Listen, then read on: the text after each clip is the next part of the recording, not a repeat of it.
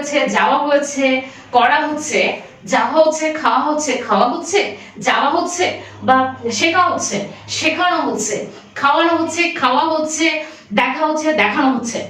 এই যে একটু ঘুরিয়ে কথা বলাগুলো ভয়েসের অংশ, কিন্তু যেটা গ্রামারের একটা ইম্পর্টেন্ট পার্ট সেটা হলো অ্যাক্টিভ ভয়েস থেকে প্যাসিভ ভয়েস করার যে ট্রিক্সটা। আমরা স্পোকেনটা এখান থেকে শিখবো, খুব টেকনিক্যালি শিখবো, কিন্তু আমরা গ্রামারটাও শিখবো। যে গ্রামারটা কিভাবে শিখবো সেটা হলো, যারা ক্লাস এসএসসি 6 থেকে ক্লাস 10 পর্যন্ত সবারই গ্রামারটা রয়েছে, যদিও বইয়ের কারিকুলামটা পাল্টেছে, ধরন পাল্টেছে, কিন্তু এর ভেতরে ভেতরে কিন্তু গ্রামার পার্টটা রয়েছে। সাথে যারা ভার্সিটি অ্যাডমিশন টেস্ট দিচ্ছেন এবং স্পোকেন শিখছেন, সাথে যারা চাকরির পরীক্ষা দিচ্ছেন, তাদের জন্য পর্যন্ত এই অ্যাক্টিভ ভয়েস থেকে প্যাসিভ ভয়েস করার ট্রিক্সটা অ্যাপ্লাই করা হয় এবং দেওয়া হয়।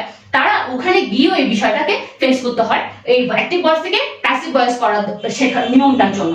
যেমন অ্যাক্টিভ ভয়েস থেকে প্যাসিভ ভয়েস করার কিছু নিয়ম রয়েছে, তার মধ্যে আমরা 3টা বেসিক নিয়মটা যদি মনে রাখি, কিছু না 3টা নিয়ম যদি মনে রাখি, তাহলে আমাদের অ্যাক্টিভ থেকে প্যাসিভ ভয়েস করাটা কোনো জটিল হবে না। সেটা হলো, 1 নম্বর হলো অ্যাক্টিভ ভয়েসের সাবজেক্ট প্যাসিভ ভয়েসের বায়যোগে অবজেক্ট হবে।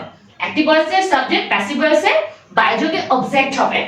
অ্যাক্টিভ ভয়েসের অবজেক্ট প্যাসিভ ভয়েসের সাবজেক্ট হবে। যেহেতু এর সাবজেক্টটা ওখানে অবজেক্ট হয়ে যাবে, তাহলে সাবজেক্টের জায়গাটা খালি থাকবে, তাহলে ওর অবজেক্টটা এখানে সাবজেক্ট হয়ে যাবে।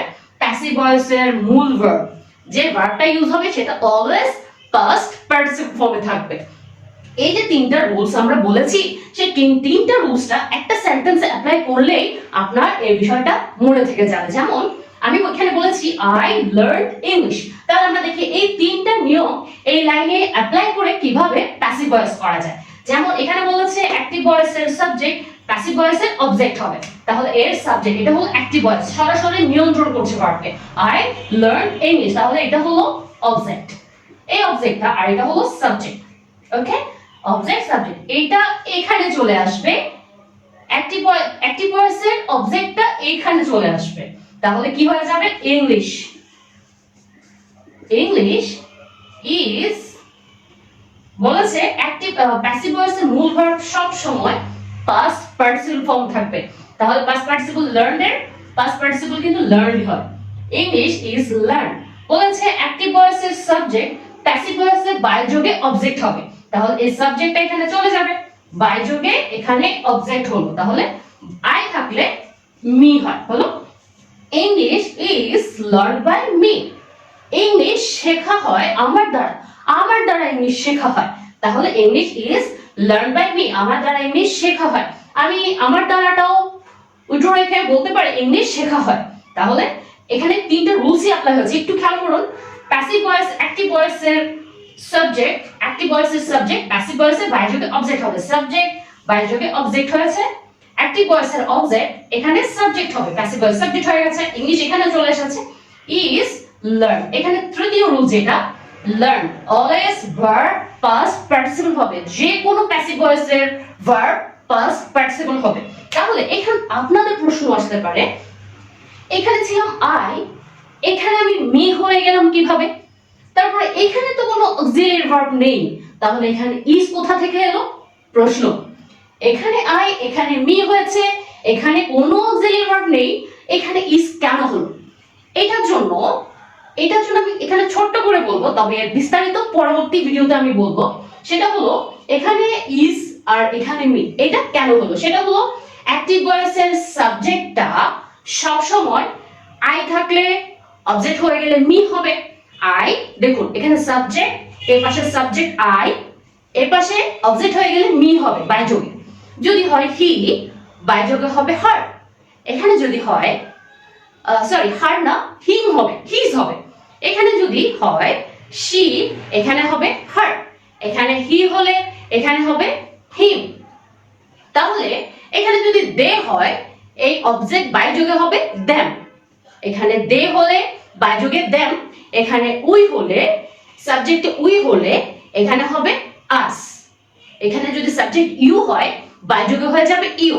তাহলে মনে থাকবে I me, he him, she her, they them, you you, it যদি সাবজেক্ট ইট হয় ইট ইট, বায়যোগে ইট, ইউ থাকলে ইউ, উই আস। এখন হলো যে কোনো নাম থাকলে যেমন টিনা, মিনা, রিনা, করিম, রহিম, যত নাম সেটা বড় বড় নাম অনুসারে বসে যাবে। তাহলে সাবজেক্টটা পরিবর্তিত হয়ে অবজেক্টে চেঞ্জ হয়ে যাচ্ছে। আশা করি বিষয়টা বুঝতে পেরেছেন। তাহলে এই প্রশ্নের উত্তরটা দিতে পেরেছি যে সাবজেক্ট পরিবর্তিত হয়ে এই অবজেক্ট আকারে কি হচ্ছে। যেমন আমি যেহেতু এটাকে সরাসরি নিয়ন্ত্রণ না করে একটু ঘুরিয়ে নিয়ন্ত্রণ করছি, আই এর জায়গায় বাই মি হয়ে গেছে। এখন আসি যে ইজ কেন হলো।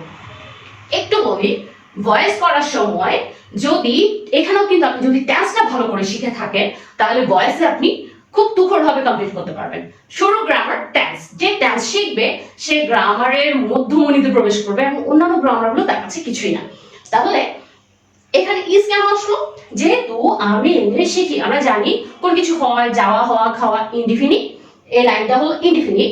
তাহলে এখানে ইনডিফিনিট ইউজ হয়েছে, আই লার্ন ইংলিশ, আমি ইংলিশ শিখে। সরি আর এখানে পাস্ট ইনডিফিনিট, তাহলে এখানে ওয়াজ হবে। সরি, একটু মিস্টেক হয়েছে। এটা আই লার্ন, এখানে ইজটা ঠিক আছে, এখানে ইডিটা হবে না। আই লার্ন ইংলিশ, আমি ইংলিশ শিখি। লার্ন হলো পাস্ট পার্টিসিপল, লার্ন, আমি ইংলিশ শিখি। তাহলে ইজটা কেন হচ্ছে? ইজটা হলো আমি যেহেতু এটা প্রেজেন্ট ইনডিফিনিট সেন্টেন্স ইউজ করেছি, সেই প্রেজেন্ট ইনডিফিনিট সেন্টেন্সটাকে আমি প্যাসিভ ভয়েস করছি। সেই ক্ষেত্রে প্রেজেন্ট টেন্সের ক্ষেত্রে প্রেজেন্ট ইনডিফিনিট থাকলে প্রেজেন্ট কন্টিনিউয়াস এর অক্সিলিয়ারি ভার্ব ইউজ হবে। প্রেজেন্ট কন্টিনিউয়াস থাকলে প্রেজেন্ট কন্টিনিউয়াস এর সাহায্যকারী ক্রিয়া থাকবে, সাথে আইএনজির জন্য বিং হবে। এবং যদি এমন হয় যে প্রেজেন্ট পারফেক্ট হয় তাহলে প্রেজেন্ট পারফেক্ট কন্টিনিউয়াস এর সাহায্যকারী ক্রিয়া হবে। সেটা কিভাবে? যেমন কোন অক্সিলিয়ারি ভার্ব নেই, তারপরে এটা প্রেজেন্ট ইনডিফিনিট, তাহলে প্রেজেন্ট ইনডিফিনিটের জন্য আমি পরের সাহায্যকারী ক্রিয়া হলো present continuous tense. Present continuous tense থেকে আমি am is are ইউজ হয়, তাহলে আমি ইংলিশে ইজ এনেছি। ঠিক একইভাবে ইজ আমি যখন প্রেজেন্ট কন্টিনিউয়াস টেন্স ইউজ করব, am is are এর একটা ইউজ হবে, কিন্তু যেহেতু আইএনজি ফরম্যাটের সেন্টেন্সটাকে আমি প্যাসিভ করছি তাহলে আইএনজির জন্য বিং হবে। এবং পরবর্তী হলো প্রেজেন্ট পারফেক্ট। প্রেজেন্ট পারফেক্ট হলে হ্যাভ হ্যাজ থাকার কথা, সেই ক্ষেত্রে আমি প্যাসিভ করার সময় have been has been use করব। কি বুঝলেন না তো? ঠিক এই বিষয়টা বোঝার জন্য এখানে আমি দেখিয়েছি কিভাবে সিম্পলি প্যাসিভ করার প্রথম রুলস 3টা অ্যাপ্লাই করছি।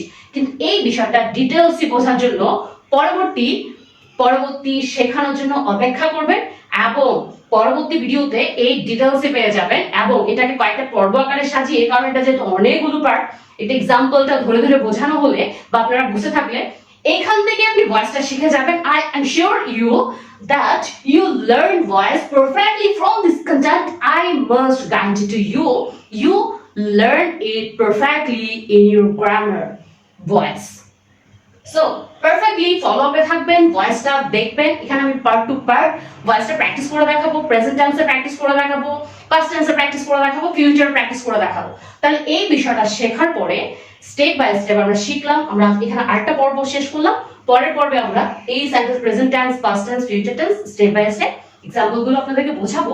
সেটা কিভাবে স্পোকেনের সাথে রিলেটেড, স্পোকেনে ব্যবহার হয়, ঠিক সেটাও বোঝাবো।